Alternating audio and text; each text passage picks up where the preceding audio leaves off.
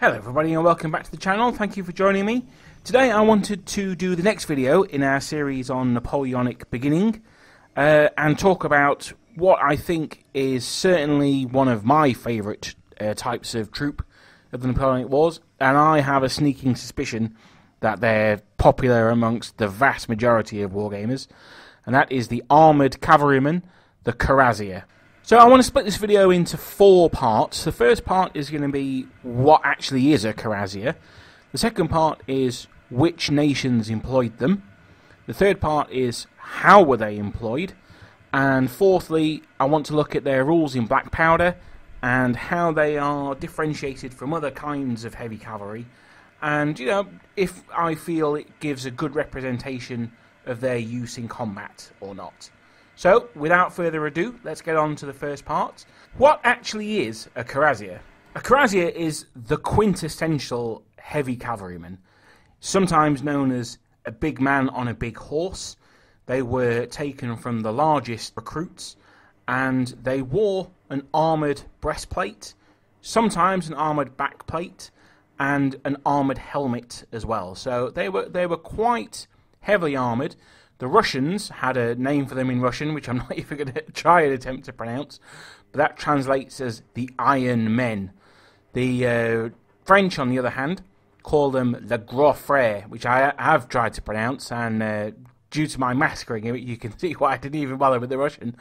And that translates as Big Brother, the idea being that it would be the French heavy cavalryman that either got the French infantry out of trouble, or made sure that the enemy's big bullies, their heavy cavalry, didn't give them too much grief in the first place. So, as well as their body armour, what other equipment would a Cuirassier have?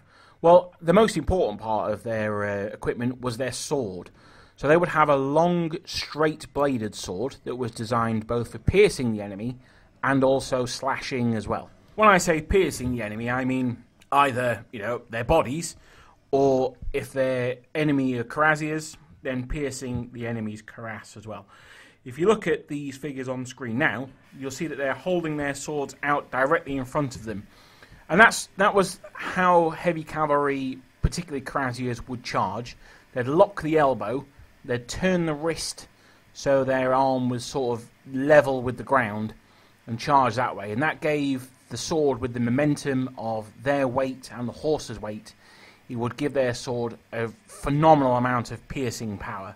And these swords are incredibly heavy and not really balanced for, you know, fine sword play or anything like that.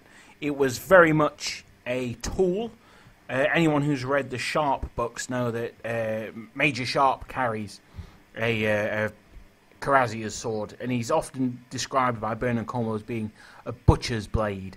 So it's very much a heavy sword, weighted for maximum slash damage. And I apologise if we're being a little morbid and a little bit gory about this, but you know, the reality of the situation is a Cuirassier was a tool that was used for the destruction of the enemy. That is, unlike with, say, the Hussars, whose role was scouting and intelligence, or the Dragoons, who it might be to rapidly advance to a position and then hold it waiting for the enemy to come up. The Cuirassiers had none of that. The Cuirassiers were there literally as the mailed fist of the army. They were there to punch through the enemy cavalry and slaughter them, turn the flanks of the enemy infantry. Like I say, it's a little bit morbid and it's a little bit grim, but these are the realities of Napoleonic warfare that I think sometimes we as wargamers can overlook. You know, they were brutally efficient, and unfortunately we can't really talk about them without talking about these things. That's not to revel in it, but it's to appreciate that they were used as tools for a very specific purpose. So, speaking of the tools that they would use, in addition to their armour, their helmets, their swords, they would often also carry pistols as well. Again, if you're fighting enemy Cuirassiers at point-blank range, a pistol's pretty good. It is going to pierce the enemy's cuirass quite well. And occasionally they would have carbines. If you saw the Dragoons video, you'll have heard me say on there that often carbines got, shall we say, lost on campaign. Well, it was even more the case with Cuirassiers. They were given to them, and, they could do a bit of, on-foot skirmishing. I can't think of any examples of it off the top of my head. But, yeah, often the carbines would end up in a ditch somewhere, or perhaps being sold to an artilleryman who didn't want to carry a full-length musket around with him. So now we've looked at the equipment of a Cuirassier. Which nations actually employed them? Well, they were very popular across the whole of continental Europe. By continental Europe, I mean basically not Great Britain. Great Britain didn't employ any Cuirassiers during the Napoleonic Wars. We'd had them in previous wars, the War of the Spanish Succession and the 7 Years' War. We used Cuirassiers in both of those wars, but in an effort to save money. But by the time of the Napoleonic Wars, we'd actually got rid of them. So most of the continental powers had Cuirassiers. The nation that used them by far the most was France. They started the Napoleonic period with only 1 regiment of Cuirassiers, and by the end of Napoleon's reign, they'd actually increased that to 16. That's 14 regiments of Cuirassiers, and 2 regiments of a different troop type that were called Carabiniers. They started off as being like heavy dragoons, but for the campaign of 1812, they were given bronze cuirasses and what's known as Grecian-style helmets. They're a very cool-looking regiment. They're very different from the Cuirassiers in looks, but functionally they behaved on the battlefield in the same way. We'll probably discuss that a little bit more when we do the video on the French cavalry. They were also, as far as I can tell, the only nation that actually increased their number of Cuirassiers throughout the Napoleonic Wars. Some of them fluctuated, they kind of went down and then back up again, but I think France was the only country that ended the war with more Cuirassier regiments, at least on paper, than they started with. I could be wrong in that. If I am, please let me know in the comments below. But from my research, that's the conclusion that I came up with. And I said that they were used by most continental powers. So the second most common use of Cuirassiers was by the Russians. They had 2 divisions of heavy cavalry. So you're looking at 6 regiments there.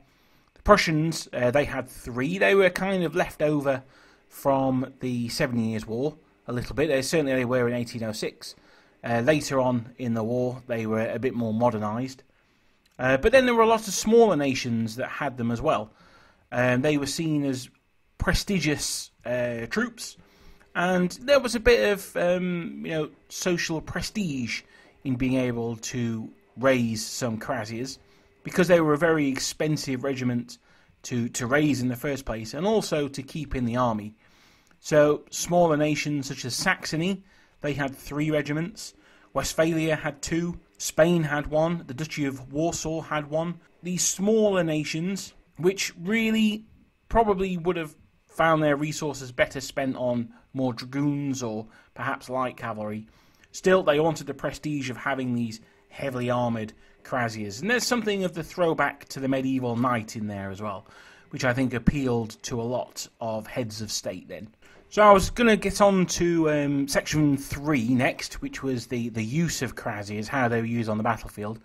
But I'm noticing that this video is already running a bit long, and I wanted to have a discussion about the rules afterwards as well. So I'm going to divide this video into 2 parts. I'll end it here. Thank you very much for watching. Please like, share and subscribe if you enjoyed the video today. It really helps the channel grow, and 2019 I want to make this the premier historical wargaming channel on YouTube. We've got a bit of a long way to go, but I think it's definitely doable.